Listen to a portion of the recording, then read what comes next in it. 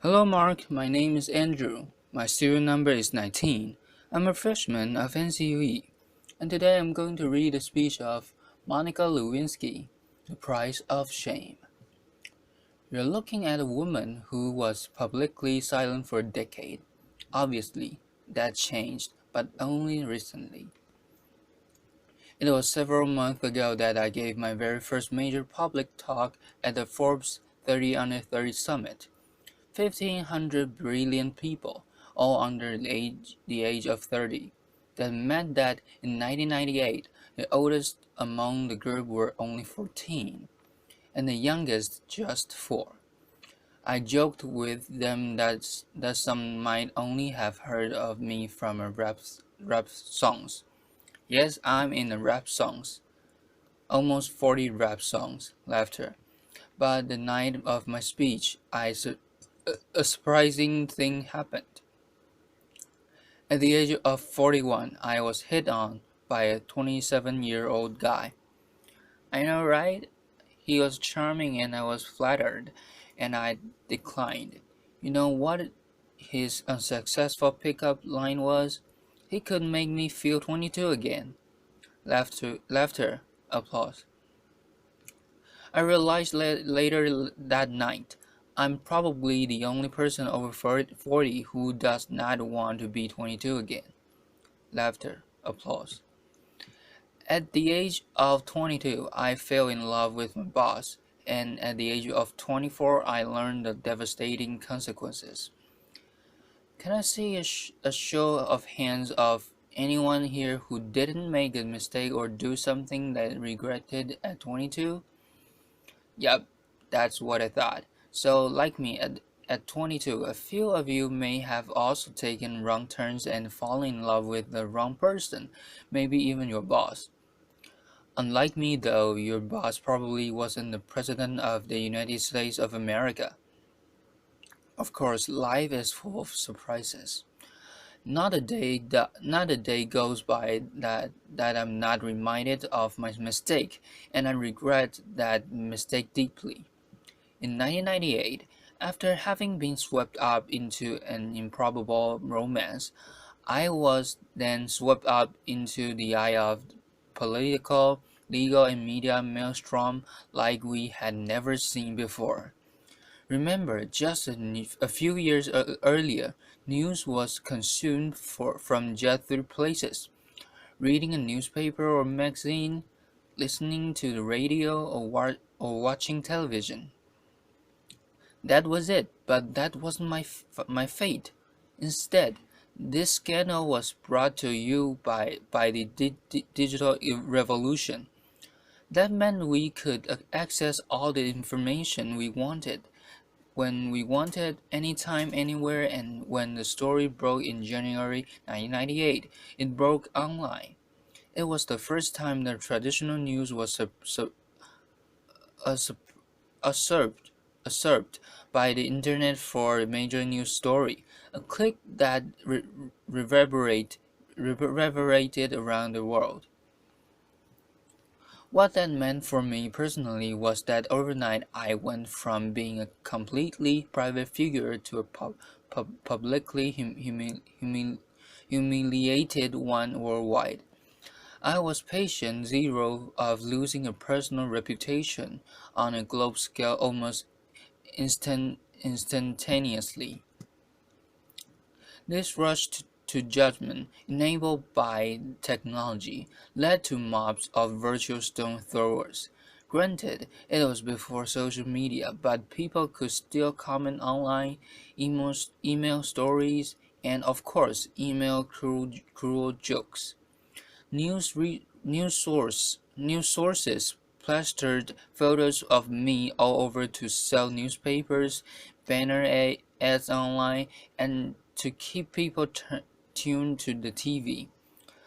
Do you recall a particular image of me, say, wearing a beret? No, I admit I made mistakes, especially wearing that beret. But the attention and judgment that I received, not the story, but that I personally received, was unprecedented. I was branded as a tramp, tart, slut, whore, bimbo, and of course, that woman.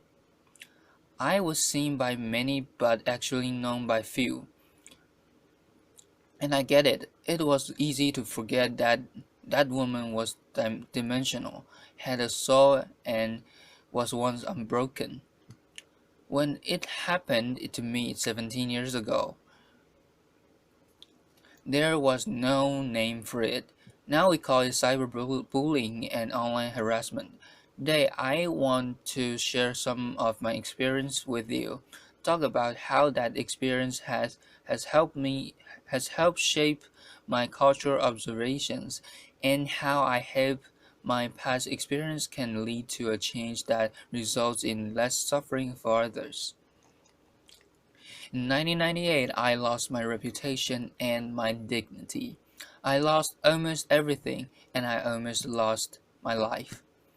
Let me paint a picture for you. It is September of 1998. I'm sitting in a windowless office room inside the office of the Independent Council underneath humming fluorescent lights.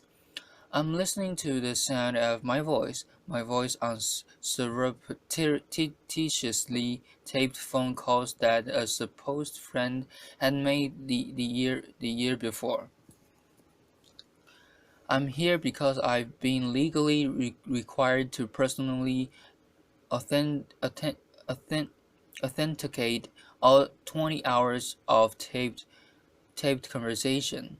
For the past 8 months, the mysterious content of these tapes has hung like the sword of the, mel- the, the necklace over my head. I mean, who can remember what they said a year ago? Scared and mortified, I listened. Listened as I prattled on about the flotsam and jetsam of the day. Listen as I confess my love for the president, and of course my heartbreak.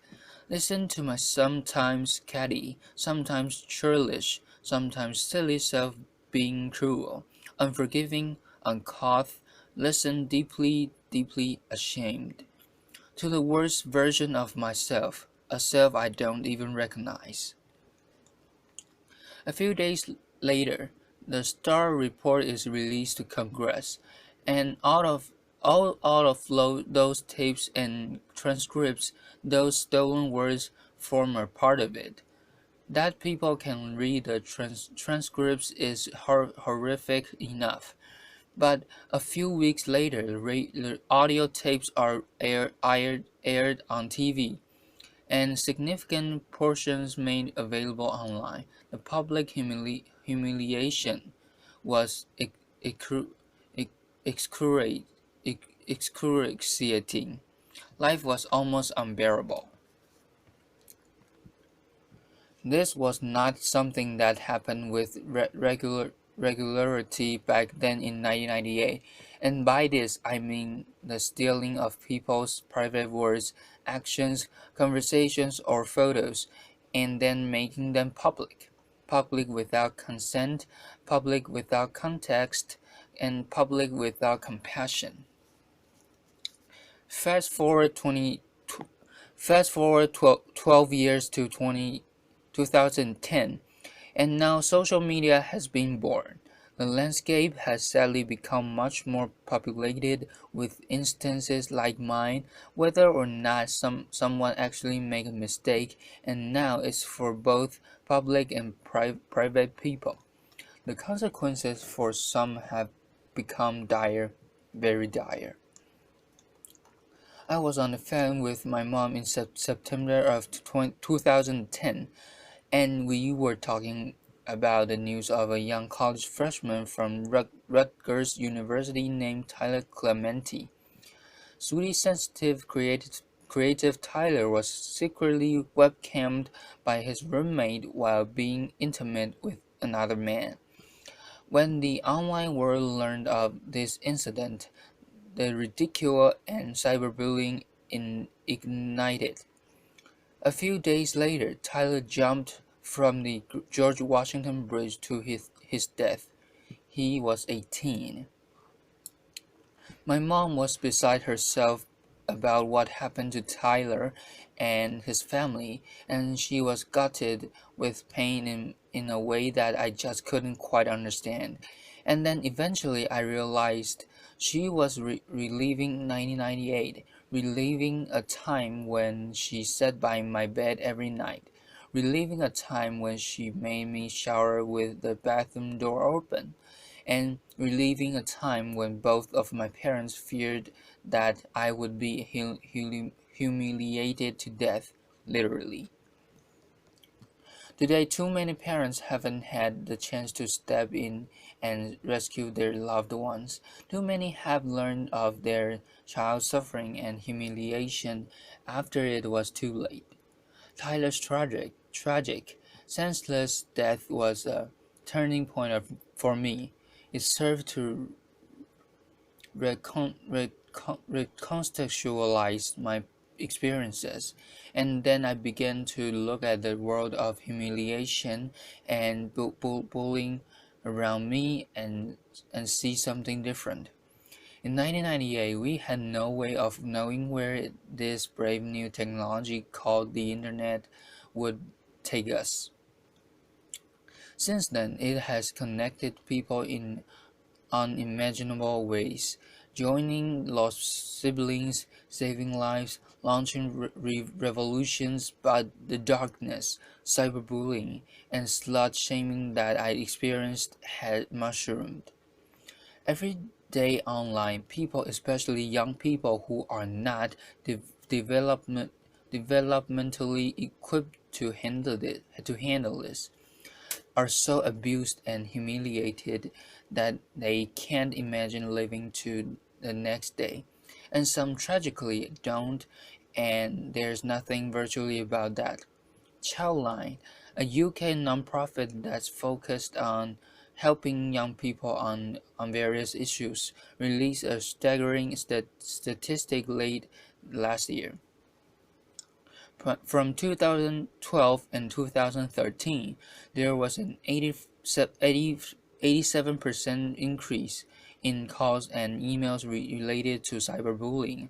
A meta-analysis done out of the Netherlands showed that for the first time, cyberbullying was leading to suicidal ideations more significantly than offline bullying. And you know what shocked me, although it shouldn't have, was other research last year that determined humiliation was a more intensely felt emotion than either happiness or even anger. Cruelty to others is nothing new, but online technologically enhanced shaming is amplified, uncon- uncontained, and permanently accessible. The echo of harassment used to extend only as far as your family, village, school, or community, but now it's the online community too. Millions of people, often anonymously, can stab you with their words, and that's a lot of pain. And there are no parameters around how many people can publicly observe you, but put you in a public stockade. There is a very personal price to public humiliation, and the growth of the internet has jacked up that price.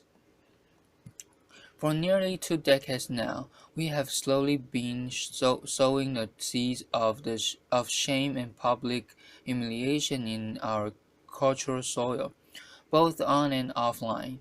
Gossip websites, paparazzi, reality programming, politics, news outlets, and sometimes hackers all traffic in shame. It's led to desensitization desensitization and permissive environment online which lends itself to trolling, invasion of privacy, and cyberbullying.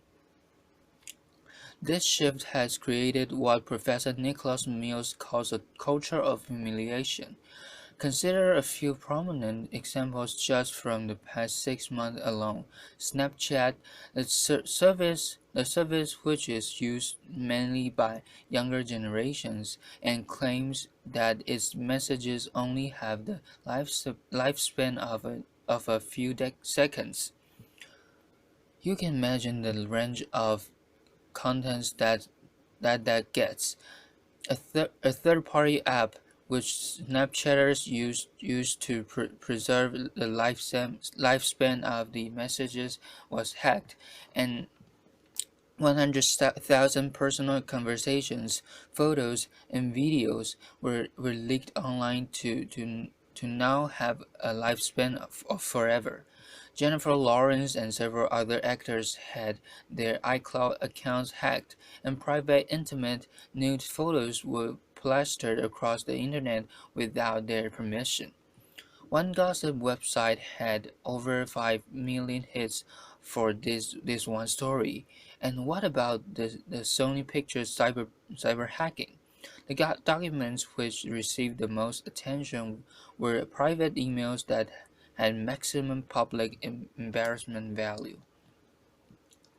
But in this culture of humiliation, there's another kind of price tag attached to public shaming. The price does not measure the cost to the victim, which Tyler and too many others, notably women, minorities, and members of the LGBTQ community, have paid. But the price measures the profit of those who prey on them. This invasion of others is a raw material, if efficiently and ruthlessly mined, packaged and sold at a profit. A marketplace has emerged where public humiliation is commodity and shame is an industry. How is the money made? Clicks. The more shame, the more clicks. The more clicks, the more advertising dollars. We're in a dangerous cycle. The more we click on this kind of gossip, the more numb we get to the human lives behind it. And the more numb we get, the more we click. All the while, someone is making money off the back of someone else's suffering. With every click, we make a choice. The more we saturate our culture with public shaming, the more accepted it is. The more we will see behavior like cyberbullying, trolling, some forms of hacking, and online harassment. Why? Because they all have humiliation at their cores. This behavior is a symptom of the culture we've created. Just think about it. Changing behavior begins with evolving beliefs. We've seen that to be true with racism, homophobia, and plenty of other biases. Today and in the past, as we've changed beliefs about same-sex marriage, more people have been offered equal freedoms. When we began valuing sustainability, more people began to recycle. So far as our culture of humiliation goes, what we need is a cultural revolution. Public shaming as a blood sport has to stop, and it's time for an intervention on the internet and in our culture. The shift begins with something simple, but it's not easy. We need to return a long-held value of compassion and empathy. Online, we've got a compassion deficit and empathy crisis. Researcher Brene Brown said, and I quote, "Shame can't survive empathy. Shame cannot survive empathy." I've seen some very dark days in my life, and it was the compassion and empathy from my family, friends, professionals, and sometimes even strangers that saved me. Even empathy from one person can make a difference. The theory of minority influence, proposed by social psychologist Serge Moscovici, says that even in small numbers, when there's consistency over time, change can happen. In the in the online world, we can foster minority influence by becoming upstanders.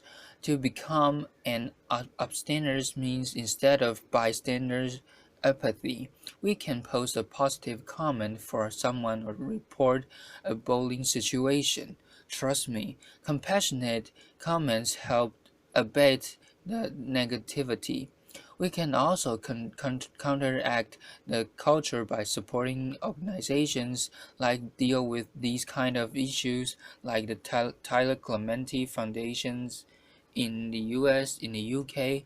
There's Anti-Bullying Pro, and in Australia there's a Project Rocket.